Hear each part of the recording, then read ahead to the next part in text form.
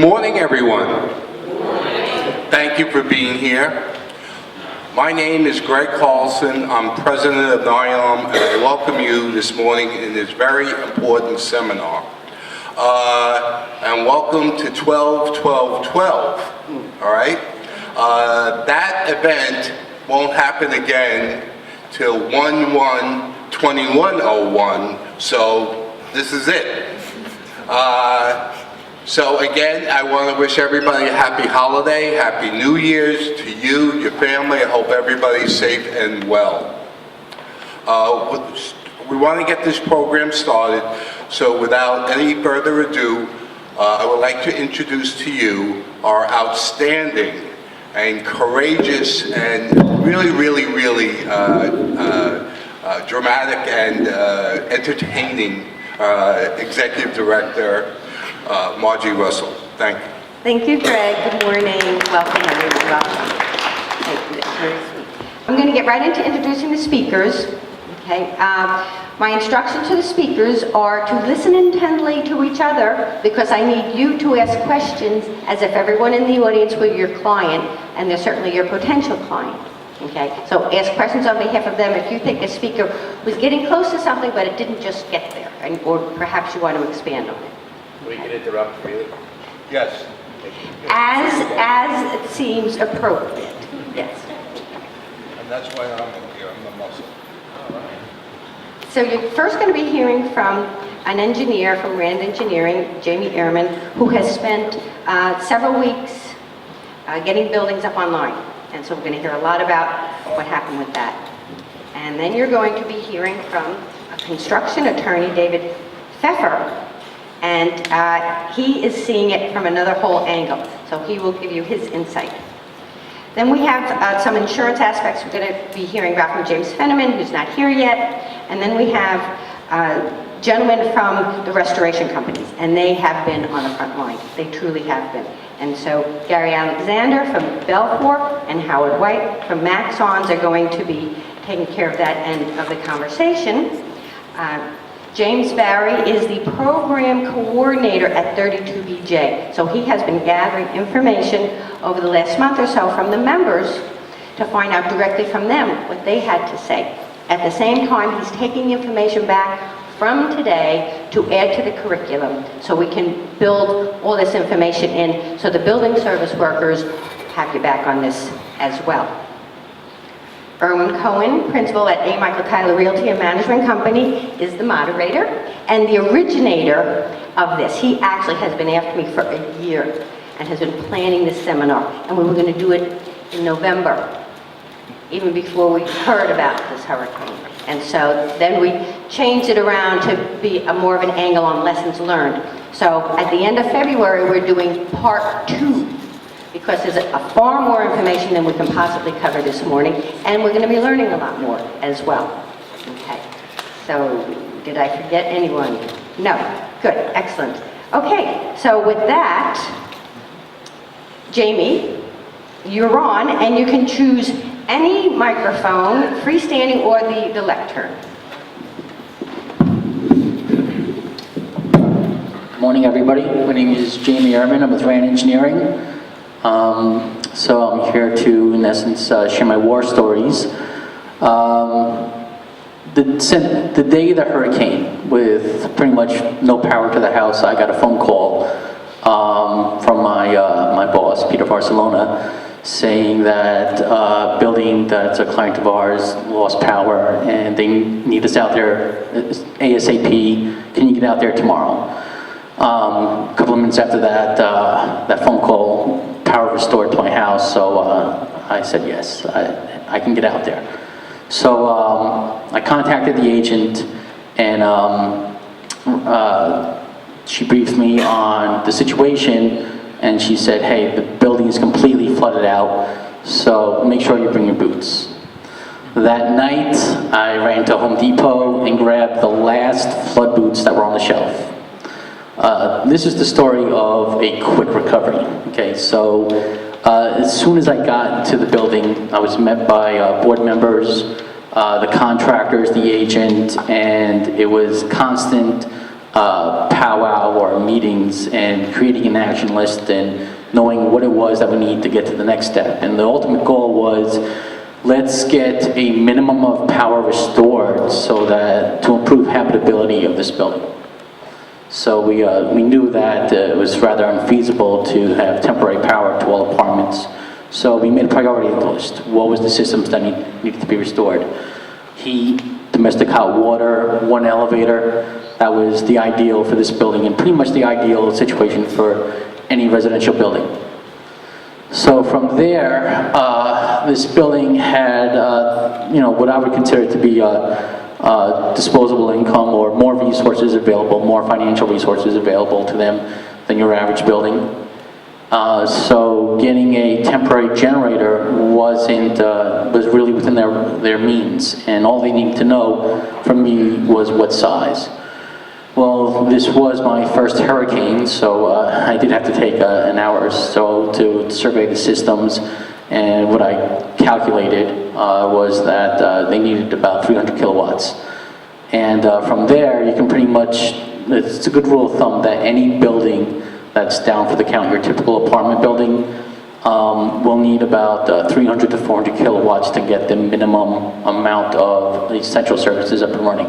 So that would be your heating plant, pumps, some pumps that are critical during floods, one elevator. So then from there, it was constant coordination. Who was the contractor? What do they need to do? Are they doing what they need to be doing? And that took about 3 days. And it was constant chasing after people.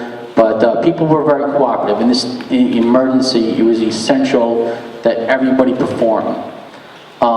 If there was a sense that a certain contractor was not performing, then they were quickly shown the door, and you had to get out the phone and find a contractor that would. And it's really, during an emergency, you don't want to have to be doing that, but you have to have people that are proactive. And naysayers just have no place for an emergency recovery effort. So that was the building that got up rather quickly, that they recovered quickly. The next building that I worked with, I would say, was kind of the medium range. And for them, it took about 5 days. So this is 5 days after the first week of the hurricane. And it wasn't a matter of that they didn't have the financial resources. They had some, but they didn't, it was just kind of medium income, so it wasn't as readily available. They couldn't say yes to the big financial commitments as the first building. But there was still a lot of work to be done. Pumps needed to be, motors needed to be changed. The electric was the name of the game for pretty much every building. If you didn't have electric, then there wasn't much you could do. Gas systems tended to fare well during this hurricane. That your average building that was devastated still had their gas up and running. And if you had that was just one less system that you had to worry about. And if your plant operated on gas, then getting your heat up and running was just a matter of maybe rebuilding a burner and getting temporary power to your plant. So again, it was just constant coordination. The first building, how many units is next use? I would say about 100. 100 units? Yeah. And this next one? Oh, it was a 5-building complex, so it was actually like 5 times the size. I'd say probably like 500 units or something. Go ahead. When you say medium range, first building comes out on your high range, correct? Yeah, first building was on the high range. That it was like a quick recovery. They had resources. My question is, not knowing what you're talking, the verbiage you're using. Okay. I don't know what medium range, high range. Okay, I apologize. That well, in essence, I'm talking about if the emergency recovery took about 3 days. So that was. The question is, if you talk more, when you say medium range, high range, is it units? I think that's better understanding. And not so much the units, more of whether or not they have the financial resources to. Gotcha. Okay. Go ahead. What did your backup generator draw? What did it draw? What did it run on? Gasoline? Oh, it was diesel. Okay. Number 2. Can you repeat the question? Oh, what was the fuel source for the backup generator? It wasn't a backup generator, it was mobile temporary generators. So I don't want to confuse people thinking that generators were already on site. That, your average department doesn't have that luxury of having a temporary generator. Do you see any advantage as to one fuel or another with one generators? If it's a permanent generator that you have on site, gas, absolutely. That gas was the system that fared well in what I would consider to be the most devastating of buildings. That the building that I consider to be the medium building. This was out in the Rockaways, and out in the Rockaways, it was like a Mad Max building, a Mad Max movie. That to get to the building, the sand in the street was 3 to 4 feet high.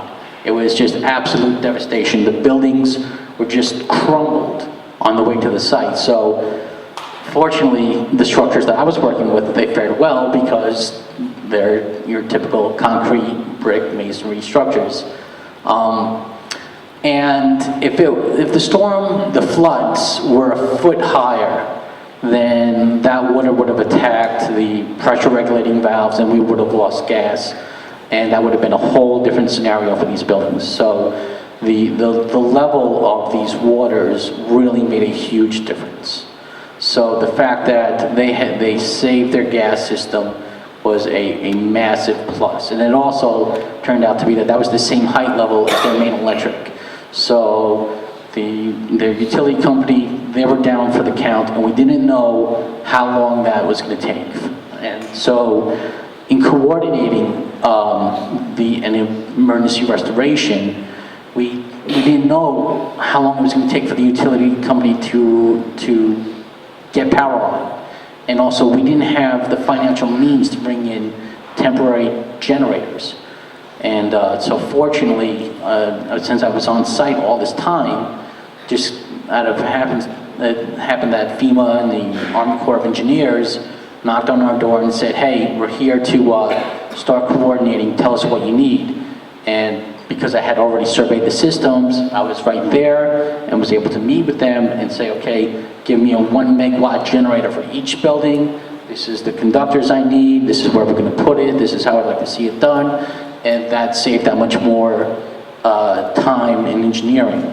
So being on site, for me to see all this stuff and being available was a great advantage. Fortunately, the utility company restored power before those temporary generators were mobilized at the site. But we had no way of knowing that. And in this emergency restoration, you really have to think of, leave no stone unturned. You gotta just keep coming up with a game plan and be creative and just every resource to your availability, go for it and try and get the systems up and running, because people were living in hotels, and it may sound like, oh, this is a nice little vacation, but from what I've heard, no, it was a real health. That hotels were out in Pennsylvania, that was the availability, and FEMA might be paying for it, but their lives were absolutely upside down. And what they were saying to me is, I'd rather be in my apartment if it has heat and hot water and no electric than be in this hotel. Just do whatever you can do, help us, help us. And so that was my experience with there, and also with management. Go ahead. What would you say you could do going forward to prepare yourself for an event like Sandy? Well, what's some of the infrastructure you could put in? Infrastructure, excellent question, by the way. Well, the question was, what would I do to prepare myself for this going forward? And what I would do is, during the recovery, try and use these repair opportunities to be proactive in strengthening your systems to withstand a hurricane of this magnitude. Now, when the floodwaters comes in, it's really hard to prevent them to not come in. That it was lobbies, they just flooded up, and they flooded up within minutes. So trying to prevent that from happening is, I question the feasibility. However, systems that were on the roof, buildings with systems on the roof, fared much better, 10 times better than with your traditional cellar or basement level systems. Now, it's hard to just move all your systems up to your roof level. So what I'm suggesting to a lot of clients is this, is that before you make a significant financial commitment to restoring your systems, consider a study to make an informed decision on how your system should be restored. Because if you find that I can afford to bring my systems up to the roof level and not have to go through this again, then do it. And also, there might be other ways of protecting your systems that, for instance, for gas, which was the absolute critical system for buildings, get electric too, but you still need that gas. If you can protect your meters, if you can protect your pressure regulating valves from flood exposure, anything of that sort, that could really be money worth spending. So there's that, and then moving on to the building that is kind of like, all right, well, you know what, this one didn't do as good as the other two. Was so once the dust settled and or kind of our office was restored, because Rand's office in and of itself lost power for the whole week because we were Midtown, Chelsea, and we were getting still phone calls from clients, and a building that was completely down. They lost everything, gas, electric, so they had strikes against them than your average, devastated building. But what was kind of the issue here, the drawback, was this sense of urgency that as soon as I heard it, I was ready to jump in there gung-ho, hey, I can help you out, and stuff like that. But what I was hearing was, okay, let's see proposals for this work. And during this emergency recovery, we were ultra reliant on cell phones and text messages, and the time for reports and proposals and that kind of stuff, the formalities, just wasn't there, obviously, if your building is completely flatlined and you wanted to recover, and that was your top priority. So that is, I guess that's the easiest way for me to say that, is that if you want to recover your building as fast as possible, then owners don't have the leverage that they're accustomed to. So they have to be willing to work with contractors who are willing to work with them, and they have to be willing to say yes. And financial means, of course, is... Go ahead. I'm just curious, the building, what I want to propose, is that an owner, the board, the management company, makes that request? It was, I would have to say that it was Can you please repeat the question? who wanted the proposals. And what I have to say here is this, is that for all residential buildings that we're accustomed to working with, which is condos and cooperatives, the buck always stops with the board, okay? So they are the decision makers, all right? Management, they are critical to coordination, but the board holds the reins. So hopefully that answers your question. Okay. So there's, that's, the gist of it. I can, go on and, the more stories. Go ahead. To what extent were people paying you up front? Up front? Yeah. Well, for one thing, let me explain our fee structure. That I'm an engineer, and all I want to do is engineering. And that's why I work for RAND, because RAND Management takes care of the fees. I get the call, I go. That's the philosophy that I work by, okay?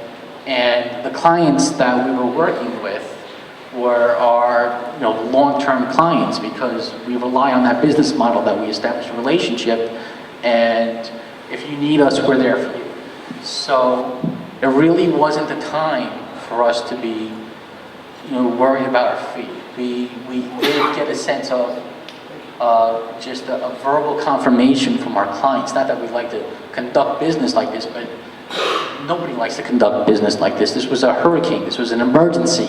So we got to be realistic here. And we had to deal the same way with contractors too, that contractors, they did at a certain point have to say, okay, you're going to pay me for this, right? And then it was just a matter of getting a simple yes from the board president. And if hopefully everyone is going to acknowledge these conversations, and we haven't really had a problem with this.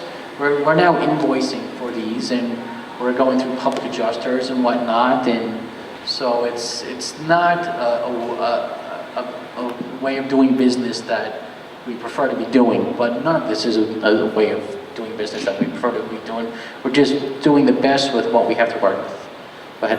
It sounds like you've had a lot of physical demands on you at the time. Do you recommend that we beef up our gym memberships or? Sure. Can you repeat the question? There was a lot of physical demands, and do you, what can, should you beef up your gym memberships? And the answer to that is yes, absolutely. And I can tell you this, that it was 15-hour days, every day, weekends, and at the end of every day, I would have a conversation with the agent and say, because they knew that I would have to bill for this. And I would say, this is your status, this is the plan for tomorrow, do you want me here? And if I heard a yes, then I'll be here, bright and early the next day. And as long as I heard a yes, I'd keep coming back. And then, but as far as getting through the day, get home, get plenty of sleep, and eat right, as long as it is a healthy living mentality will save you in situations like this. It really did. And fortunately, like a week beforehand, I started eating a little bit healthier. And because when your system's down, there are no facilities at your disposal. You are really kind of roughing it. It was cold. It was loud. Once the generators were up and running, I noticed how loud it was, and people started to come back to the building, and it was some of the loudest noise I've ever heard. And I was concerned about children. Not that this is, it's just what I do. So I stopped off at Home Depot and bought some of those earplugs that you can just squeeze and put in your ear, because people were living there, and when they were walking down the street, and this was so tremendously loud that if you're exposed to it for say like an hour or so, you're looking at OSHA compliance issues. So I gave the doorman a box of earplugs and said, if you see kids or just people going outside, offer them these earplugs because it's incredibly loud outside. So yeah, just because you're dealing with an emergency situation doesn't mean that you can just fluff off your health. You got to be healthy before and during and after. Any other questions? Okay, Okay. thank you. Thank And you. we'll get to more questions then. Thank you, and thank you. David, I'm sure you're going to include now when you're doing work without contract or without anything. Yeah, let me talk. So first, I'm David Pfeffer. I'm a lawyer. Again, I'm David Pfeffer. I'm a lawyer here in New York. I run my real estate development and construction practice group at our law firm, Tarter, Krinsky & Drogen. We have about 60 attorneys there. Most of my clients are real estate developers, owners, and operators. And I want to... You gotta hold it up. Okay, so in about 8 or 12 minutes, I want to talk to you a little bit about what your duty is as a property manager. Okay? And I'm going to bottom line this for you in basically 3 areas. And it all comes down to one word. I'm going to give you that word now. That's reasonable. You have to act reasonably in the course of your decision making and your operations. And we're going to peel the onion back. But everything you do legally falls into 3 categories. That's tort law. What do you have a duty to do, notwithstanding anything that may be in writing? Okay, so that's 1, tort law. 2 is contract law. What have you contracted to do, either in writing or orally? And 3, what are the statutory requirements for what you're about to do. As a property manager, your legal obligations will always fall into one of those three categories, if not all of them. However, I will bottom line it for you, and that's the word reasonable. You need to act reasonably in what you do. Now, how do you know what's reasonable? Anyone in here? What's reasonable is what the majority of your peers would be doing in the particular situation you're faced with. So in law school, the very first case, just about in every law school across the country, they teach you a banana peel case. And usually the banana peel is located in the aisle of a shopping center. And the question is, what does that owner have to do with the banana peel? We know they have to remove the banana peel because it's the owner's obligation to keep their store clean and safe. We don't want people tripping and falling. But how quick do you have to remove that banana peel? How do you have to remove that banana peel? Okay, so we're in Home Depot every day. What is Home Depot doing when they're putting things up in the aisle or cleaning the aisle? They shut the aisle, okay? That's reasonable to do. That's what a prudent store owner would do. Why? Because it reduces the chance of injury, okay? So when we're looking at the banana peel hypothetical, if that banana peel falls down here at second 1, no reasonable person is going to know at second 2 that fell. But as soon as the manager, the store operator, the store employee finds out about that banana peel, one could argue that it's prudent to act relatively quickly. We don't want people slipping on that banana peel. So whatever you're doing, your actions are measured against your peers, okay? I teach a lot to architects and engineers, and we always talk about this, and we give hypotheticals for hours before the American Institute of Architects. And architects love to talk about what their legal roles are with respect to construction administration, because it's hard. It's not clear. Acting reasonably during construction administration is difficult. What do you do if the architect comes and notices a contractor is up on the building installing the wrong color brick? What do you do as a property manager? You're involved in that construction and you notice that the contractor is installing blue brick instead of red brick. What do you do as a property manager? Well, what's reasonable to do? What would your peers do? Stop the job. Contractor's up on a ladder. How are you going to stop the job? Guess what? It's easy. It's easy. Arguably, the reasonable thing to do in that situation, and very often at the law it comes down to this, is write a letter to the owner. Send an email. Your contractor, who you're in privity of contract with, is installing the wrong color brick. You just did a few things. You protected yourself, right? Because you noticed something, you're removing that banana peel, and you're letting the owner know. But if you can stop the job, great. But it's not your obligation to climb up that ladder and pull the contractor off the ladder as a property manager. If you write that letter, 9.9 out of 10 times, you've met your obligations. Okay? Now, another way to look at reasonableness is act like a friend. What would a friend do in the exact situation? They'll act timely, they'll give notice, they'll warn against problems. It's not the property manager's job to necessarily come in and clean the backflow preventer. But if there's a problem with the backflow preventer and the property manager knows about it, he better let his client know. Okay, so that's peeling back reasonableness. And in most situations legally, if you're acting like your peers would act, then you're doing a good job. So that's how you want to think about it. Okay, but that's very easy to do. So let's talk about what lawyers could do to trip people up in those situations. Okay? You're dealing with a claim situation, and you're confronting someone that wants to kind of show you're not acting reasonably. So I get an expert, I say every property owner in their right mind would have wrote to, sorry about that. Got it, thank you. Would have wrote wrote the owner a letter in the banana peel situation. Well, the other side might say, hey, wait a second, this property manager, he's a member of this organization today, and they put out a lot of literature about what should be done when there's an emergency. Stop the flow, locate all isolation valves in advance of the leak. Your members here, you picked up one of these today, you know that. Why didn't you do it, Mr. Property Manager?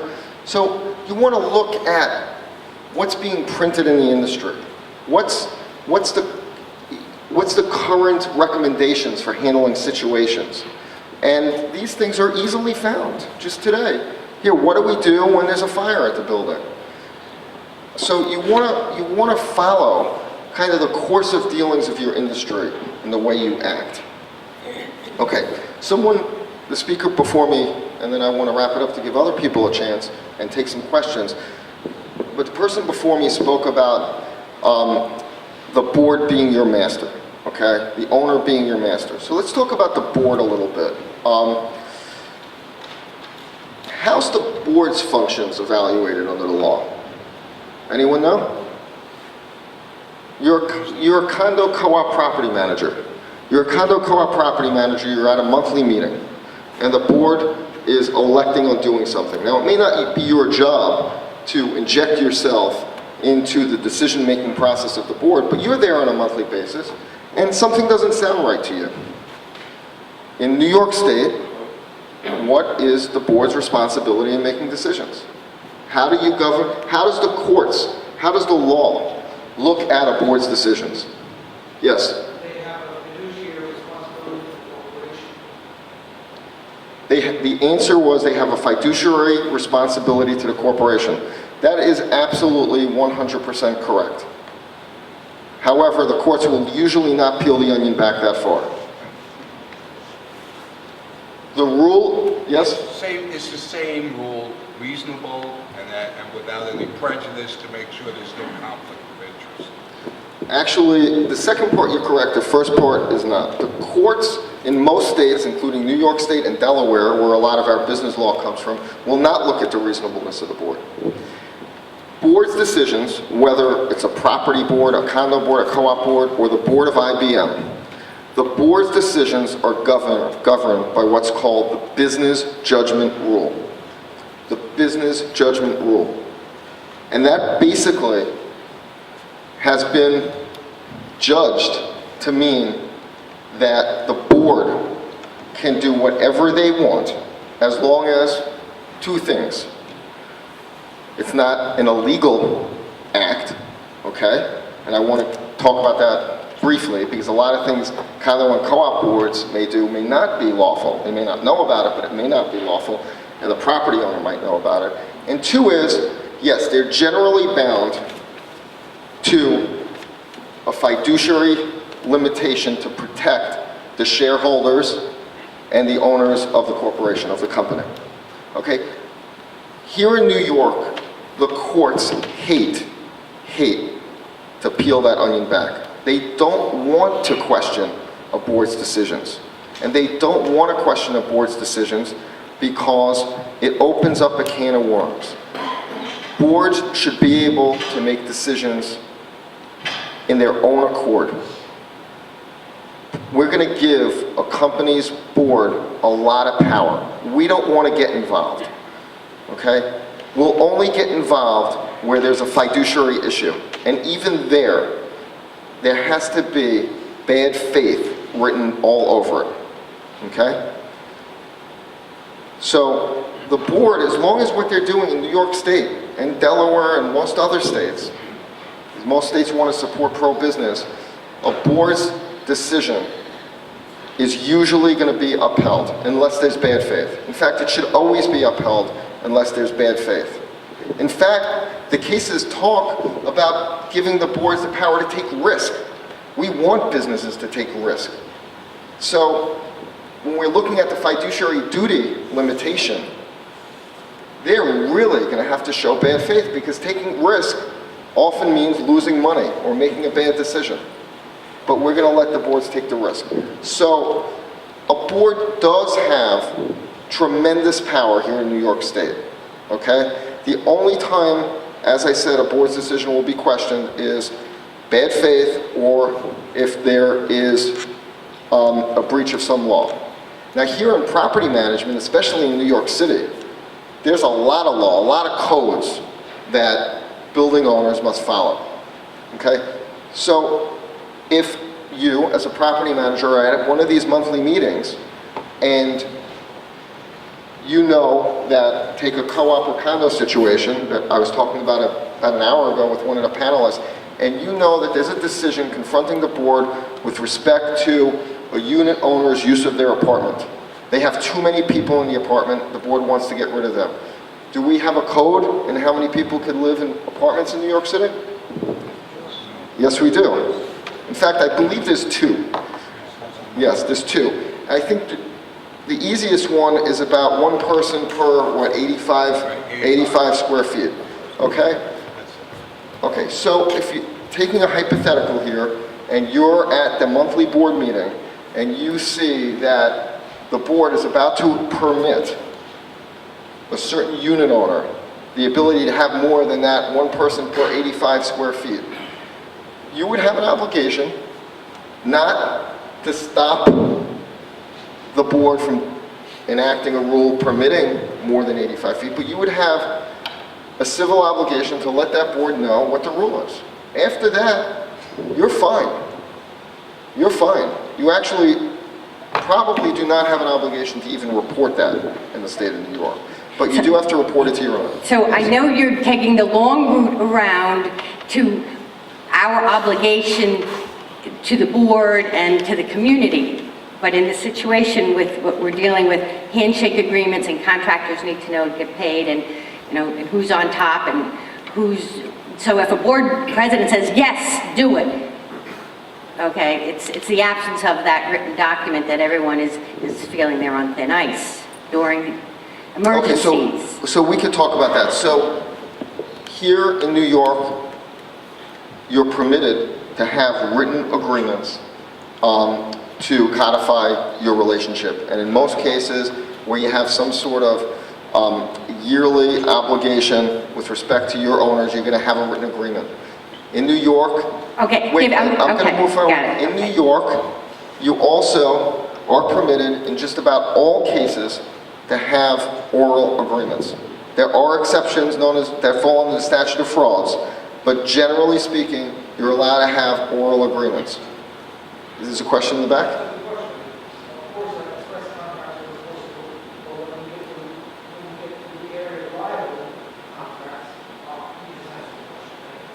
Right, so let me talk a little bit about oral contracts, and most of this is common sense, okay? It's very hard to prove the terms of an oral agreement, okay? In order to prove the terms of an oral agreement, you're going to need extraneous evidence, okay? When you have a written agreement, you're often not allowed to introduce extraneous evidence. It's called the parole evidence rule. And there's very tight limitations when you have a written agreement on when you could enter extraneous evidence into evidence. When you have an oral agreement, you're allowed to introduce things outside the scope of your agreement to prove what the terms of the oral agreement are. Okay? So, common sense. We have an emergency situation and you need to do something. The law actually allows you to do something without getting permission. It's called a quasi-contract. Because remember I told you, your job as a property manager is to act reasonably. Okay? And in acting reasonably, you're actually allowed to enter into a unilateral contract with your owner that is going to benefit him. The case they teach you in law school, and this is an easy example, is your neighbor is away. Okay? He's on vacation. You know that for a fact. He said, bye, see you next week, going to Florida. You see his dog has gotten out of the house. Okay? It's always the dog situation in law school. They teach you this unilateral contract theory. So you take the dog in. You like dogs, you're a reasonable guy, you love your neighbor. You don't have to take the dog in, but you take the dog in.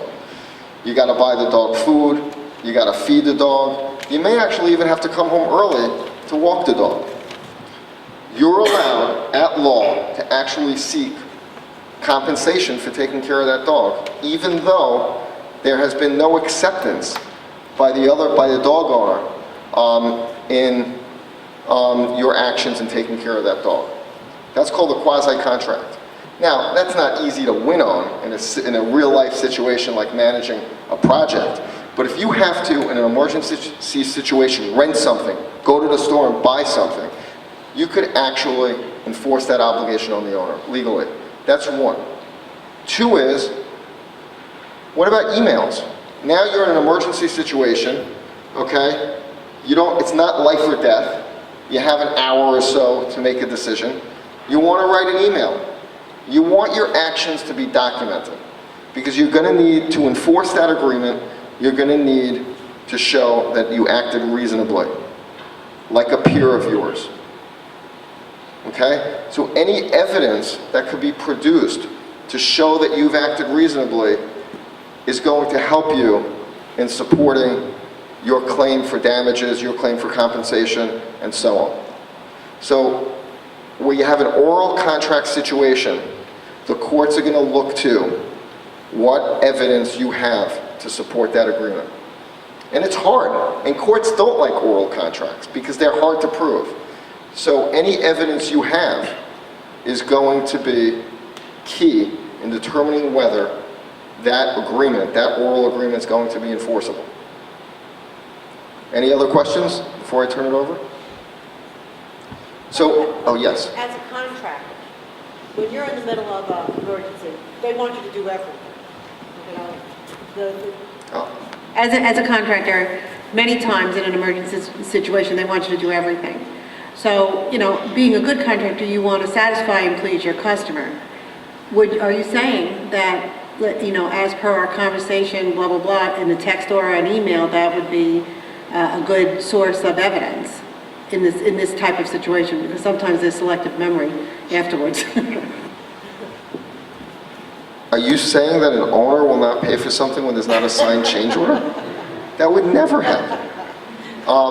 Yes, exactly what I said is the same thing to do in a situation where you have an owner telling a contractor to do something which may be beyond the scope of the agreement. However, now we're talking about written agreements, and there's a lot of pitfalls with written agreements, okay? One pitfall is that you have a whole process to change or add or delete from the scope of work on a construction project. That's called the change order process, okay? The courts uphold the change order process, okay? So if the agreement says that you need a signed written change order to change the scope of work, either delete from it or add to it, courts are generally going to enforce that.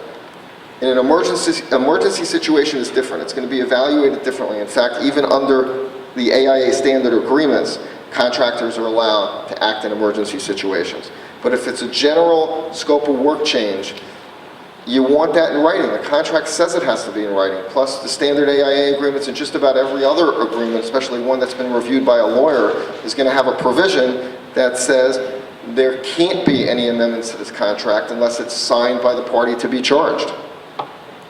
Okay? So, yes, in those situations where there is a change, you want to be able to show that change was accepted or ordered or, somehow required by the owner. Okay, to sum up, again, as a property manager, your responsibility is to act reasonably.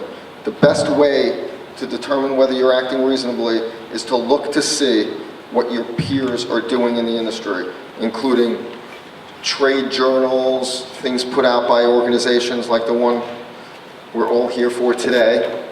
And the way I like to bottom line it is to act like a friend. If you're acting like a friend to your client, the owner of a building, you're generally going to be okay. Okay? If you're going home early or your property super is not there, there's going to be more issues. Thank you.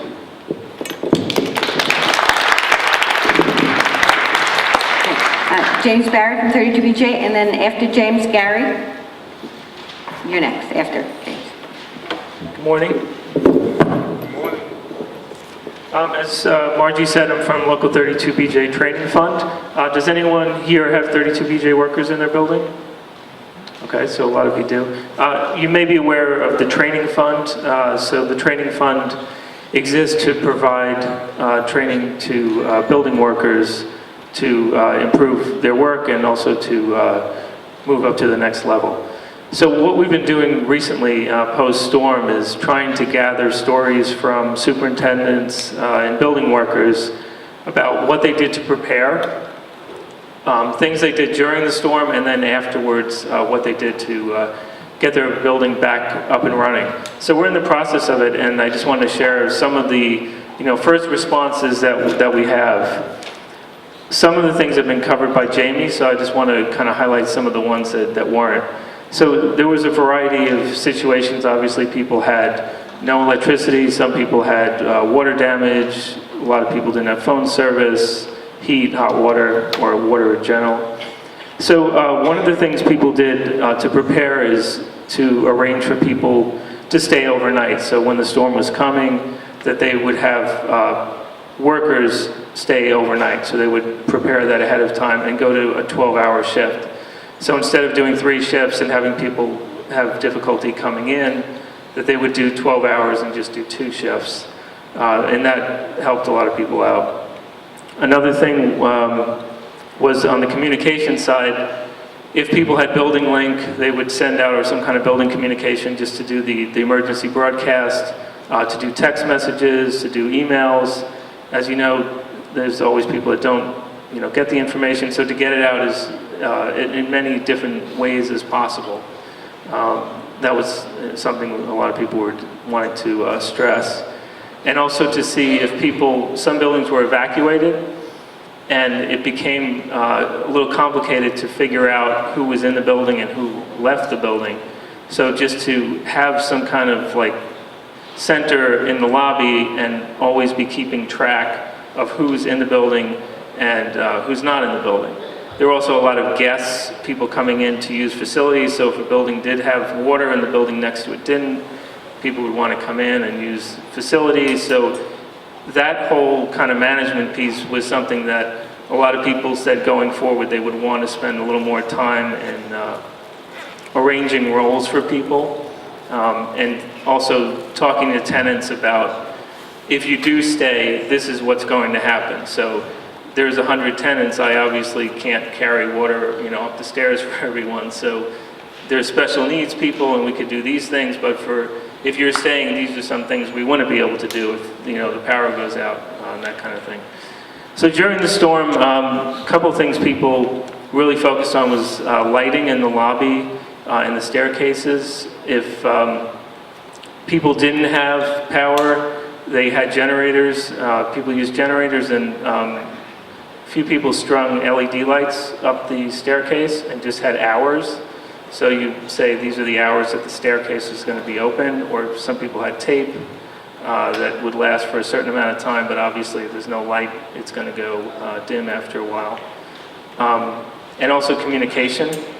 So intercoms, if people lost power with their intercoms, some supers connected their intercom system to a generator or had an uninterruptible power source.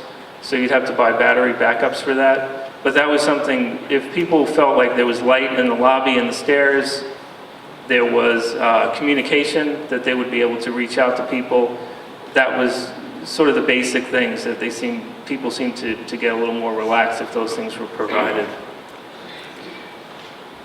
I think also just something kind of interesting. Some of the people by the water had sandbags and some of them didn't have sand. So one of them said they actually went to a sandbox, a children's sandbox, and that's how they filled their sandbags. So I thought that was kind of funny. And in terms of the aftermath, so once the storm is over and let's say you're going to get power back and water back, to make sure that you go throughout the building and make sure that everything's turned off and the water's turned off as well. A lot of people, when the water went off, they had their fountains or their faucets in the open position. So you want to make sure that everything is turned off. So when you put the water back on, obviously there's no leaks or floods. So those are just a few things. We're going to be gathering more information. There were stories of people some people stopped using the elevator at a certain time, put it up in the top floor. Other people had, if the elevator stopped and they weren't ready, that they had to go and check and make sure there weren't people stuck in the elevators. But I think in general, the overall is that everyone feels like there needs to be more planning around roles for people in the storm. We have a variety of training. We have CERT training. We also have emergency evacuation plan training. So if you do have a BJ, 32 BJ worker, that's something we could do. I'm going to leave catalogs here. So we're going to filter in some of the information we get to make it more relevant to these particular situations, going forward. So does anyone have any questions? Good. Thank you, Jim. All right, thank you. Thank you. Okay. Gary Alexander from Belleville. Good morning. My name is Gary Alexander. I am from a company called Belfour. We are actually the largest property damage restoration company in the world, believe it or not. We are not a franchise. We're privately owned. And one of the benefits of our company is it's so large that we get people from all over the country that come and help us. We have access to equipment, like we're talking about a lot of discussion about generators and things, and because of our connections with certain companies, we're able to get equipment like that to do our work. But I wanted to go back to some of these legal things that we're talking about between Jamie and David about contracts and things. And we're doing one of the projects that I'm doing is a library in Long Beach, and the school district owns the building, and the library leases the building from the school district. No contract, believe it or not, no lease or anything between them.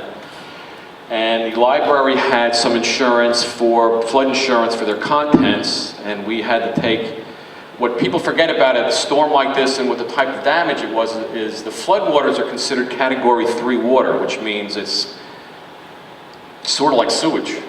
Because there's sewage mixed in with it, there's whatever chemicals are out in the street, that's all in your buildings now. So it has to be handled in a particular way. And one of the things we had to do was move all the books from the first floor, 2,471 boxes to be exact, had to go from the first floor up to the second floor. So the library had the contents, but the school district didn't even realize they had the building. They had no insurance. So when we're talking about contracts, I always get an authorization, and I'm sure when Howard speaks, he'll say the same thing, which essentially says that you're authorizing us to do the work and that we act as your agent to get paid from your insurance company, and in lieu of that you will pay us. So I made sure that the school district signed that, and about 2/3 of the way through our mitigation part of it, I get an email from the district saying, stop, we don't think that we have to pay to put the building back together. But because I had that piece of paper, I was able to finish the phase 1 part, which is the remediation part, and I think that helped us in that regard. And it also helps to make crystal clear, Dave was talking about emails and things. I'll always get an email, like in this particular case, I would write down specifically what items that the school district was going to be responsible for, and then the items that the library was responsible for, so that I had a running record of what everyone said, and it makes it clear for everybody. Some of the other projects, we're talking about condominiums, where many of them are like this building, where you have to walk 4 or 5 steps down into the lobby to take the elevator up. Well, these became swimming pools, and people couldn't get out of their apartments or condos. Couldn't get an elevator, couldn't take the stairs, they had no heat, no water, they couldn't flush a toilet, no food, nothing. So you have to pump these things out so people can actually get out of their building. And then one of the other issues that we deal with in these situations is the insurance. Some people have flood insurance, which those of you who may or may not know, flood insurance, it's not really the best policy in the world. It doesn't cover a lot of things, but The decision that the manager was making was based specifically on what they were going to get reimbursed from the insurance company. So rather than coming in and just knocking a job out, you would come in and you'd do certain parts of the job, and then he would go, I'll do a little bit more, or don't do this, don't do that, because he wasn't going to get covered for it. So I don't have an answer for what that is, except make sure you have enough insurance and know exactly what it covers. Because in a lot of cases, if you're below grade, flood insurance does not cover for finished, like it'll give you unfinished sheetrock. It won't cover for carpeting. It won't cover for furniture. It won't cover for, unless you specifically get coverages for that. So those were sort of some of the things that we kind of ran into. I don't know if anyone had any questions on that? Comments, concerns, winning lottery numbers? What were some of the other biggest challenges that you faced as a restorer in helping a lot of people? Too many. The question was some of the problems, the bigger problems that we ran into in restoring these things. And really one of the biggest problems is just sheer volume. You just can't handle, I don't know that you guys can appreciate what that's like. I mean, the phone just rings off the hook with people that were, in fact, Howard and I were joking before that during the course of a year, a lot of people don't want to talk to you because they're busy doing their everyday work, and then when something like this hits, all of a sudden you're everyone's best friend, which is okay. That's the nature of the business. But getting help and labor for all of these things is always an issue. Again, because we're a large company, we're able to get more than probably a lot of other companies can. One of the great things about Belfour is we have so much equipment. We have tractor trailers that filled with drying equipment that we're able to put in different positions. We're able to do that. But probably one of the biggest things is, biggest problems is labor, getting good labor. And then the other thing is the insurance part of it, because some of these bills, as you know, get pretty hefty. And you don't want to stick somebody with a large bill if they're not covered for it. So that, it's always it's a balancing act that you have to walk, that you do take care of the fundamental needs of a building and the people in it without overstepping kind of your bounds, and as far as, again, sticking the building with huge bills. So that's always a problem.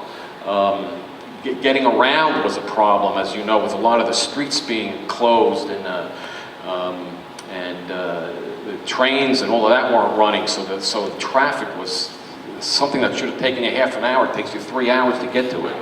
Fuel was a problem. Luckily, we were able to get these large fuel, what they call fuel bibs, where they're like 700 gallons each, and we would get a delivery every day, so we keep up. That would be crippling if you couldn't get something as simple as fuel. Things like that. It's a very interesting process. I've been doing this for 36 years. I know I'm only 38, but I've never seen anything like this. This is quite an ordeal. Yes? Were you able to sustain your fuel supply over that course of the snow? Were we able to sustain our fuel supply?